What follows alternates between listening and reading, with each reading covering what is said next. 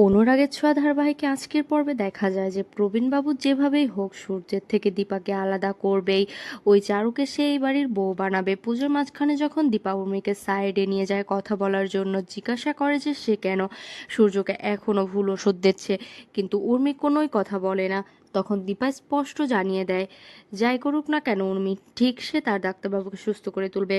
তারপরে দীপা আর সূর্য যখন দোলনায় বসে দোল খাওয়ানো হচ্ছে, ঠিক তখনই রুডি সেখানে আসে দোল খাওয়াতে, আর সূর্যকে সুযোগ বুঝে ইঞ্জেকশন দেয়। এতে করে সূর্য আবারও অসুস্থ হয়ে পড়ে।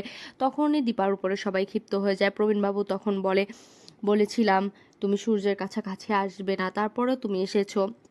এখন দেখলে তো সূর্য আবার অসুস্থ হয়ে গেছে। সূর্য অসুস্থতা দেখে সোনা ক্ষিপ্ত হয়ে দীপার উপরে দীপাকে নানান কথা শোনাতে থাকে, আর বাড়ির সকলে মিলে দীপাকে বের করে দেয়। দীপা ভাবতে থাকে হঠাৎ করে সূর্যর কি হয়েছে, এরকম কেন অসুস্থ হয়ে গেল। দীপা বাড়ি ফিরে আসে আর ভাবতে থাকে ডাক্তারবাবু কোনো ওষুধ খায়নি, তাহলে কি ওনাকে কোনো ইঞ্জেকশনের মাধ্যমে অসুস্থ করা হয়েছে, ওনাকে কোনো ইঞ্জেকশন দেওয়া হয়েছে। তখনই ভাবতে থাকে যে রুডি এসেছিল, তারপরে ডাক্তারবাবু অসুস্থ হয়ে গেছে। তখন বলে এই সমস্তটা রুটির কাজ। দীপা তখন বলে শুধুমাত্র একটা উপায় আছে, ওই উপায়ের মাধ্যমে আমি ওনাকে সুস্থ করে তুলতে পারি। কৃষ্ণা ও রূপা তখন বলে কি উপায় জিজ্ঞাসা করলে দীপা বলে আমি ওনাকে কিডন্যাপ করে অন্য দেশে নিয়ে যাব, তাতে উনি সবার চোখের আড়ালে চলে যাবে, এতে করে উনি সুস্থ হয়ে যাবে।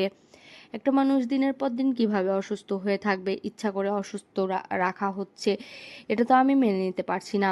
অপরদিকে সোনা চারুকে বলে চলো চারু, আমরা আবারও আগের মতো মুম্বাই চলে যাই, সেখানে গিয়ে আমরা তিনজন খুব ভালো থাকবো, ঠিক আগের মতো। আমি চাই তোমার সাথে বাবার বিয়ে হোক, বাবার মাথা থেকে ওই মহিলার নামটা চিরদিনের মতো মুছে যাক।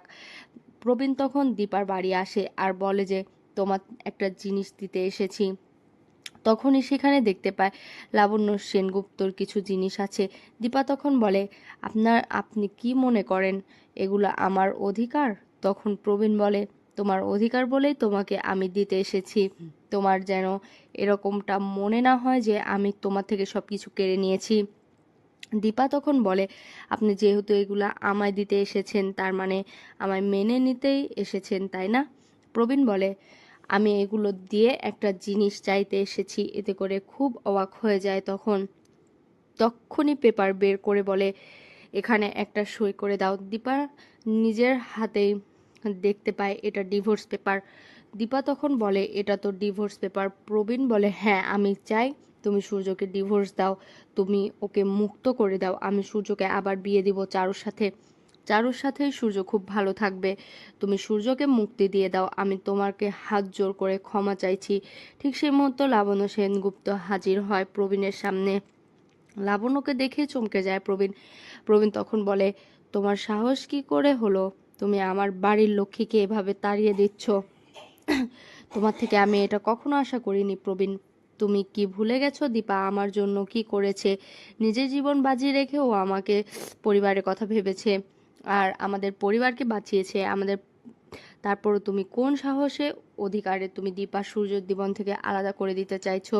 তুমি কি ভুলে গেছো সব কিছু? শুধুমাত্র আমাদের পরিবারটা বেঁচে আছে দীপার দয়াতে, ওই রেখেছে আগলিয়ে আমাদের পরিবারটাকে। তো বন্ধুরা, তোমরা এটাই তো চাও জানো এভাবে ডিভোর্স পেপারে দীপা সাইন করার আগেই লাবণ্য সেনগুপ্ত হাজির হয়ে প্রবীণকে আগের মতো ধোলাই করে? কমেন্টে জানিও। আর নিয়মিত আপডেট পেতে আমাদের চ্যানেল